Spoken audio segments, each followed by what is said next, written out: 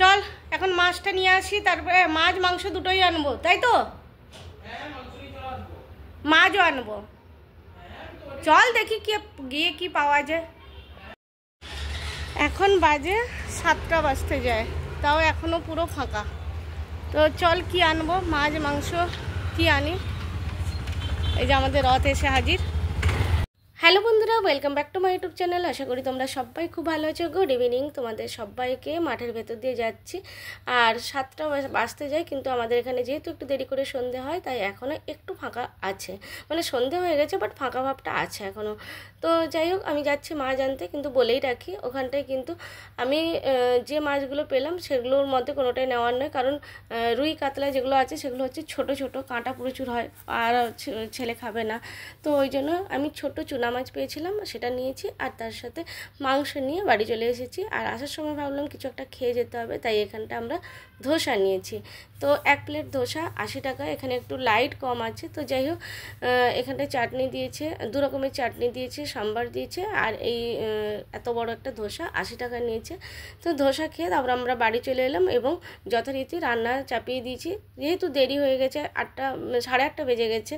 তো মানে বাড়ি ফিরতে ফিরতে, কারণ মাছ মাংস নিলাম, তারপরে ধোসা দোকানে একটু ওয়েট করতে হলো, বানিয়ে দিল।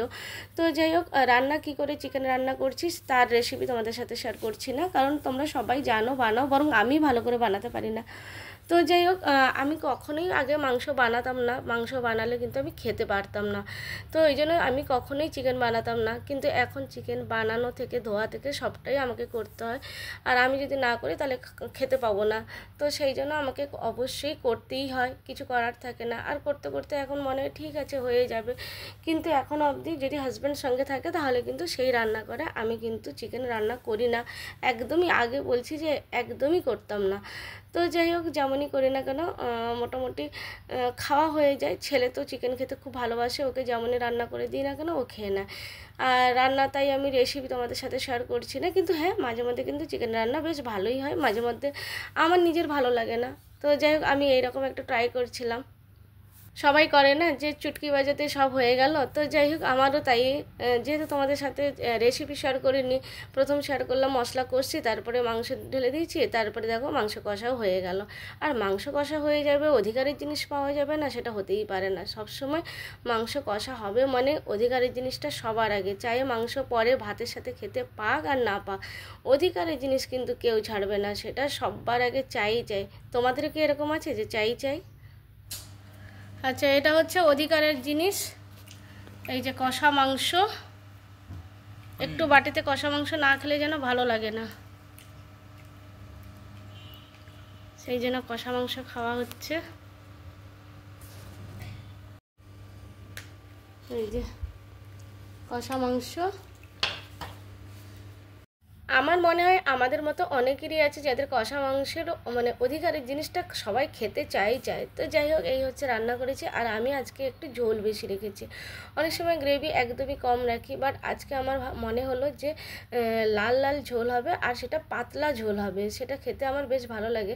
আমি অনেক সময় তোমাদের সাথে শেয়ার করি যে আমার ঝোলটা বেশি লাগে, তো ওই জন্য একটু তোমাদের মনে হতেই পারে যে জলটা বেশি হয়ে গেছে, বাট আমার কিন্তু এটাই ভালো লাগে, আমি আমার মতন করে বানিয়ে নিয়েছি। যাই হোক, তারপরে মা আর ছেলে দুজনে মিলে খেতে বসে গেলাম। আজকে আর তেমন কিছু করিনি, মাংস আর ভাত, বাস এই দিয়ে রাতের খাবারটা হয়ে যাবে। আর খাওয়ার পরে ভাবলাম অনেক দিন হলো ছাদে যাওয়া হয়নি, কারণ ছাদে যখন আমার হাজব্যান্ড আমার সঙ্গে ছিল তখন কিন্তু আমরা প্রায় সময় ভাত খাওয়ার পরে ছাদে একবার হলেও চলে যেতাম, কিন্তু অনেক দিন যাওয়া হয়নি, যেহেতু কাজের জন্য বাইরে থাকে হাজব্যান্ড, তোমরা জানো। এখন মোটামুটি ব্লগে আমি শেয়ার করি, যারা ডেলি আমার ব্লগ দেখো। তো সেই জন্য আমরা চললাম ছাদের ওপরে। আর এখন বাজে প্রায় 11টা, আর রাত 11টার সময় আমাদের ছাদের উপর থেকে কেমন লাগে ভিউটা, সেটাও তোমাদের সাথে শেয়ার করব। অনেক সময় বেশ ভালো লাগে দেখবে। আর গরমের দিনে না ছাদের উপরে খুব সুন্দর হাওয়া চলে, অনেকেই থাকে ছাদের উপরে, রাত হলেও অনেকে থাকে। তবে আমি যখন গিয়েছিলাম আজকে, তখন কিন্তু একদমই কেউ ছিল না, ফাঁকা ছিল। আমি প্রথমে একাই যাচ্ছিলাম, তারপরে বললাম যে না একটু ভয় ভয় লাগছে, তারপর ফিরে এলাম। ফিরে এসে ছেলের খাওয়া হলো, ছেলে একটু দেরি করে খাচ্ছিল, তো তার খাওয়ার পরে তারপরে তাকে নিয়ে আমি ওর সঙ্গে করে উপরে গেলাম। আর উপরে দেখো একটু অন্ধকার আছে, ওই যে মাঠটা যেটা অন্ধকার লাগছে এই মাঠটাতে চাষ হয়, যেটা দিনের বেলা তোমাদের সাথে অনেকবার শেয়ার করেছি। আর এখানটায় অন্ধকার, যেহেতু রাত্রিবেলা রাত 11টা মানে অন্ধকার তো হবে, কিন্তু চারিদিকে আলোই আলো। সবসময় একটা গানই মাথায় আসে, আলোয় ভরা আকাশ, যে গানটা দারুণ লাগে। যাই হোক, সে গানটা আর বলছি না। আমরা যেহেতু অনেক রাত করে ঘুমাই, 12টা 12:30 তো ডেলি বেজে যায়, তো ওই জন্য আমাদের কাছে 11টা এমন কোনো ব্যাপার নয়।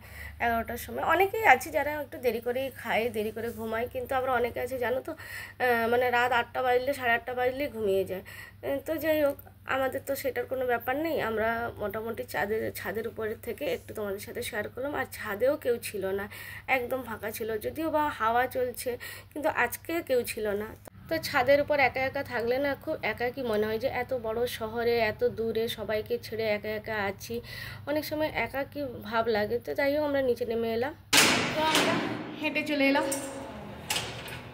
ভাত খাওয়ার পর, অনেক দিন পর গেলাম, তো হেঁটে চলে এলাম। চলো, তো বাড়িতে এসে দেখি এখনও কিন্তু মাংসের বাটি গরম আছে, ঠান্ডা হয়নি। সেটা ঠান্ডা হলে তারপরে তাকে ফ্রিজে রাখবো। আরও এতটা বেশি হয়ে গেছে, বেশি করে বানিয়ে নিয়েছি, কারণ স্কুল যায় তো সময় হয় না আবার বানাতে, তাই একটু বেশি করেই বানিয়ে নিয়েছিলাম। এটা মোটামুটি 1-1.5 দিন তো হয়েই যাবে। তো যাই হোক, ঠান্ডা হলে তারপরে ফ্রিজে রেখে দেবো। তো বন্ধুরা, কেমন লাগলো বলো আমার আজকের ব্লগ? যদি তোমাদের ভালো লাগে লাইক কমেন্ট শেয়ার করে দিও। আবার আসবো নতুন একটা ব্লগ নিয়ে। ততক্ষণ ভালো থেকো, সুস্থ থেকো, সাবধানে থেকো। শুভরাত্রি, গুড নাইট তোমাদের সবাইকে, টাটা।